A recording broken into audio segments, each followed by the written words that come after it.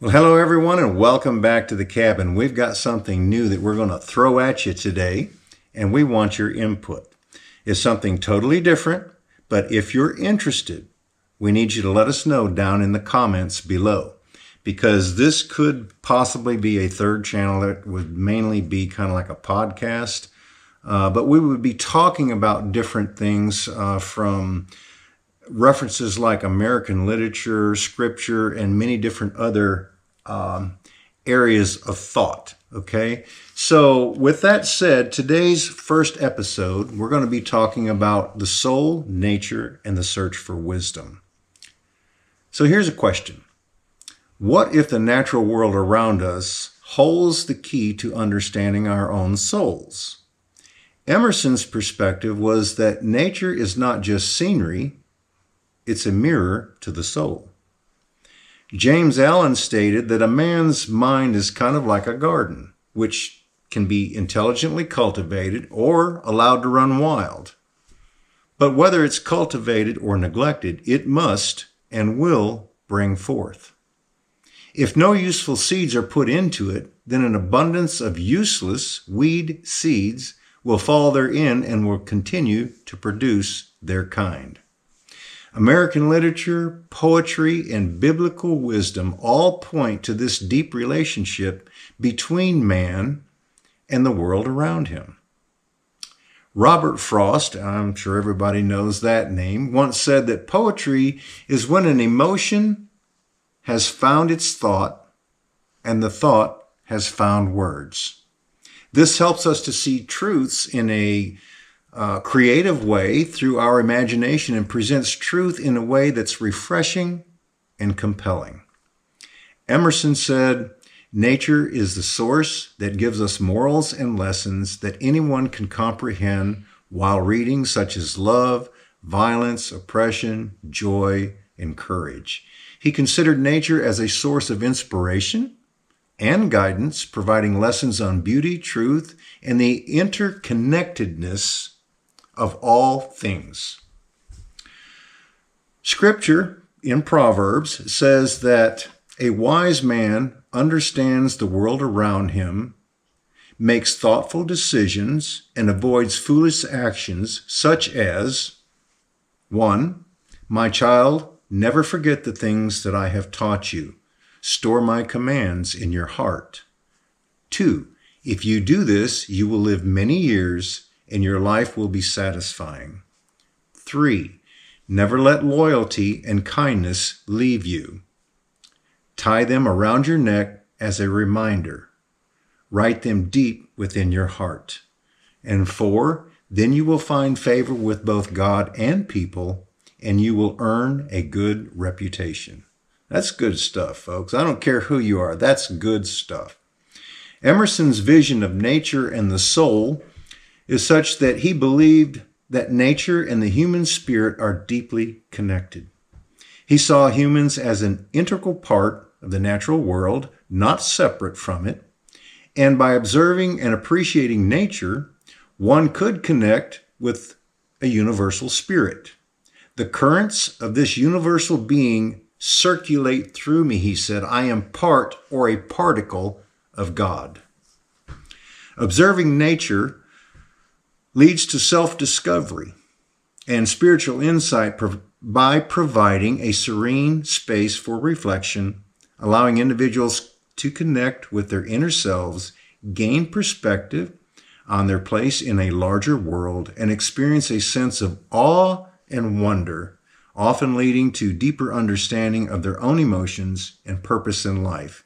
Essentially, nature acts as a mirror, reflecting our inner thoughts and facilitating a connection to something greater than ourselves. A biblical perspective on wisdom in nature. Proverbs says that the Lord, by wisdom, founded the earth. By understanding, he established the heavens. So how does this wisdom in creation reflect divine truth? Well, the evidence of divine power is the vastness and complexity of the universe from the smallest atom to the largest galaxy, demonstrating God's immense power and ability to create something from nothing. The contrast between wisdom would be harmony, such as nature and God, and folly, ignoring the lessons around us. Wisdom and folly represent two divergent paths in life, each defined by its own relationship with God and natural order, resulting in a life marked by contentment. Wisdom is rooted in humility and the fear of the Lord, which is considered the beginning of knowledge. This reverence leads individuals to align with God's will, resulting in a life marked by contentment and moral integrity. So a wise person is one that values instruction. They seek understanding, they're open to correction, and they recognize that true wisdom comes from God. As in Proverbs, the fear of the Lord is the beginning of knowledge, but fools despise wisdom and instruction. Folly, in contrast, is characterized by pride and self-reliance. Fools reject divine guidance, leading to a self-destructive behavior and a life disconnected from God's purpose. This path often results in regret and turmoil as individuals act impulsively without regard for consequences. In Ecclesiastes 10:8 through 11, it illustrates this by depicting a fool as someone who, through reckless actions, brings harm upon themselves. Kind of like shooting yourself in the foot, right? So the contrast between wisdom and folly is evident in their outcomes. Wisdom fosters a harmonious and fulfilling life under God's guidance, while folly leads to chaos and self-inflicted suffering. Embracing wisdom involves humility, a teachable spirit, and a commitment to living in accordance with divine principles. I'll tell you, that's just got me written all over it, because Lord knows I've done so many things in my life that were wrong. Robert Frost talks about nature and truth. He says, the wisdom of simple observations. This was actually taken from him writing The Road Not Taken or Stopping by the Woods on a Snowy Evening. Those are two different stories that Robert Frost, or two different poems that he wrote. And these two exemplify his ability to derive profound insights from simple natural settings. So in The Road Not Taken, from this poem, the speaker encounters a fork, in a wooden path, and he must choose between two seemingly identical roads. This moment serves as a metaphor for life's decisions. Have you ever been there where you've come to like a fork in the road and you got to make a choice which way you're going to go? While the speaker later reflects that choosing the less traveled path has made all the difference, highlighting how choices gain significance and hindsight. This reflection touches on the human tendency to ascribe meaning to decisions that you make, even when outcomes are uncertain. So in the other poem, Stopping by the Woods on a Snowy Evening, here the narrator pauses to admire the quiet beauty of snow-filled woods on the darkest evening of the year. This tranquil scene invokes a sense of peace and introspection.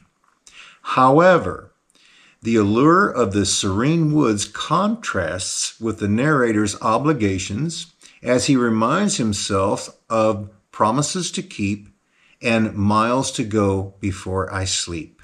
This reflects the tension between the desire for rest and the responsibilities that compel us to continue on our journey. There's been many times where I have come home and I've been really tired, but I knew I had stuff to do. So instead of putting it off, I continued and went ahead and got it done. It wasn't easy, but I did. Frost illuminates how everyday moments and choices resonate with deeper meanings, inviting readers to find wisdom in the simplicity of life's experiences. Emily Dickinson, there's another great one, talks about hidden truths in nature's smallest details. Dickinson's poetry often delves into the profound truths hidden within nature's minutia. That's the way she puts it. Her keen observations transform everyday elements into gateways of deeper understanding. For instance, in one of her poems titled "What Mystery Pervades a Well?", she reflects on a simple well to explore the essence of nature, suggesting that even familiar objects harbor unfathomable depths. This tells us how heightened awareness can reveal the significance of previously unnoticed details. Have you ever been out somewhere and you thought, wow, I've never seen that before? But it was actually there all the time. We just didn't notice it until that moment in time. So Dickinson's fascination with nature's subtleties is evident in her portrayal of the natural world as a repository of secrets and mysteries. She suggests that it's up to humans to discover and understand them. Through her meticulous attention to nature's smallest detail, Dickinson invites readers to look beyond the surface, revealing the hidden truths and the mysteries that lie within the natural world. Is this good stuff? Do you all like this? Be sure and let us know. So now let's talk about a modern lesson, seeking wisdom in a noisy world. Have we lost touch with nature and wisdom in this digital age that we live in today? In a digital age, individuals can lose touch due to several interrelated factors. First, over-reliance on technology. The constant use of digital devices can and often lead to a diminished engagement with the natural world. Constant screen time reduces and can replace outdoor activities and opportunities for direct interaction with nature. This shift not only affects physical health, but also impairs mental well-being. Natural environments are known to help alleviate stress from everyday life and helps to enhance cognitive functions.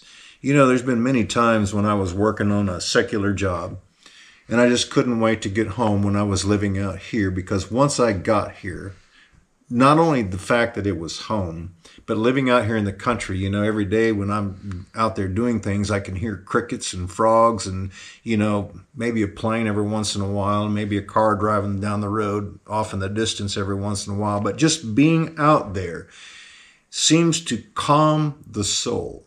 So this is good stuff right here. Diminished attention spans. The rapid consumption of digital content today can fragment your attention and reduce the capacity for deep reflective thinking. This constant distraction lowers your ability to engage with profound ideas that you may think about and wisdom traditions that require sustained focus and contemplation. Erosion of natural navigation skills is the dependence on digital navigation tools that has been linked to a decline in spatial awareness, which is the ability to understand and relate to others and your natural navigation abilities. This type of reliance can lead to a disconnection from the environment and a reduced sense of place, further distancing you from the natural world. How about social isolation? Digital interactions often replace face-to-face communication. How many people do you know today that do this? This is the way they contact each other, okay? It's no more talking by telephone or going by and seeing people. This can lead to feelings of isolation and a weakened sense of community. It can also impede the sharing of collective wisdom and diminish the richness of human experience derived from communal and natural interactions. How about this last one? And man, this is a big one. Information overload. The overwhelming input of information in today's digital era can lead to mental fatigue and decision paralysis, where you can't seem to get anything done, and it causes you to procrastinate towards your goals. Constant bombardment from this everyday noise distracts from the mental clarity needed to connect with your ability for a deeper understanding of wisdom and the ability to engage meaningfully with the world around you. To counteract these effects, you must intentionally practice detoxifying yourself from digital interference and be mindful of your own thoughts and feelings that come by placing yourself within a natural setting. These activities can help restore balance, enhance your mental clarity, and reconnect individuals with both nature and the profound insight it offers. So, spending time in nature is a path to clarity. Good. Reflecting on Proverbs as a guide to discernment, that's good. And finding truth in poetry and literature. These are the takeaways about what I'm talking about here. To reiterate Emerson's idea, nature is a key to knowing yourself. Where do you find wisdom? Wisdom is woven throughout nature. If you take the time to observe and listen, here are some places and ways to find it. Cycles and patterns. The changing seasons teach patience, renewal, and acceptance of change. I'll tell you, all these storms that we've been having has been teaching me the acceptance of change and patience for sure. The water cycle reflects resilience, such as evaporation, condensation, precipitation, showing how things come back in different forms. The moon's phases remind us that everything has a time of waxing and waning. Take the trees, for example. Trees grow deep roots before they grow tall. Wisdom is grounding before reaching high. That's good. Some trees bend in storms instead of breaking, teaching flexibility. Old trees stand as a silent witness to time, reminding us of endurance and quiet strength. Let's talk about animals. Birds migrate thousands of miles every year, guided by instinct, teaching trust in inner navigation. Wolves balance independence and cooperation, showing the wisdom of both solitude and community, because they all work together for the common good of the group. Bees work collectively for the hive as well, a lesson in shared purpose. Let's talk about stillness. A quiet lake reflects clearly, teaching us that a still mind sees truth. The hush of the forest invites deep listening, revealing insights that words can't. Watching a sunrise or sunset reminds us of the fleeting beauty of each moment. How about growth and decay? A seed holds the blueprint of a mighty tree, showing potential within the smallest beginnings. Decomposition in nature feeds new life, teaching that even endings are beginnings. Flowers bloom only when conditions are right, reminding us that timing does matter. Now, last, let's talk about unseen forces. The wind carries whispers of movement and change, unseen but yet powerful. I know that for sure based on this last storm that we had. Gravity holds everything in balance without being visible. The interconnectedness of ecosystems shows that everything affects everything else.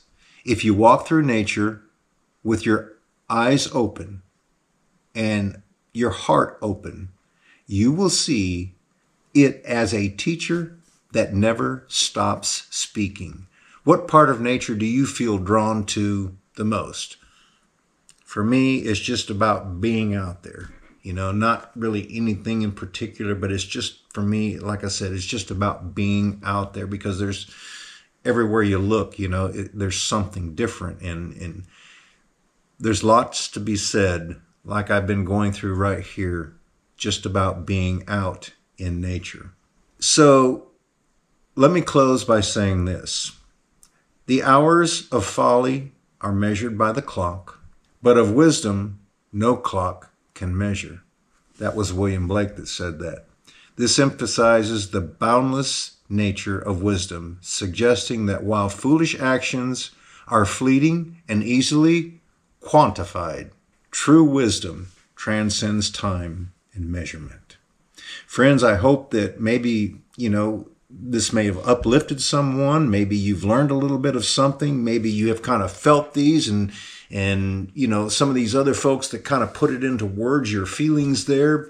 But, Patrick and I, we thought, if we start a new channel, because some of the things that we've done in the past videos, people, lots of comments came back from around the world. And I thought, if people like this kind of stuff, this is something that we can do, because I have lots of books left over from college, from American literature. I've got about 10 Bibles sitting around the house, all different types of versions.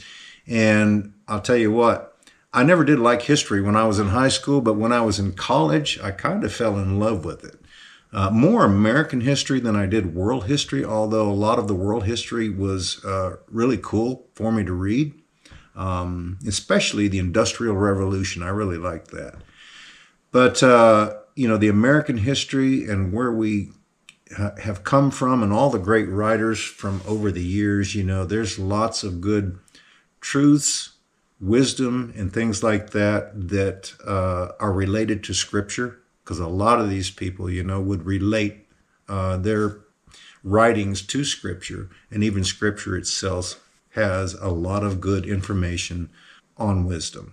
So friends, I hope that you enjoyed that today. Be sure and let us know, because a new channel, when you're trying to get it started, like, share, and subscribe. That's the only way that YouTube's going to push it out. Kind of like our main channel, our review channel is growing faster than our main channel that we've had for like 5 years. We've got a lot of people that comment, but the more you comment, if you like it, share it, and subscribe it, then the channel goes a lot farther in the algorithm, and it will push it out there to newer people. So like I say, the larger channel is just kind of sitting there because we got a lot of, regular viewers, but it's not really growing any. But the review channel is growing quite a bit. And if you like this, be sure and let us know, because this is something that we may do more on a permanent basis. Anyway, friends, thanks so much for stopping by. I certainly hope that, something was said here today will make a difference in your life. We appreciate you so much, and we look forward to seeing you back up here at the cabin again next time.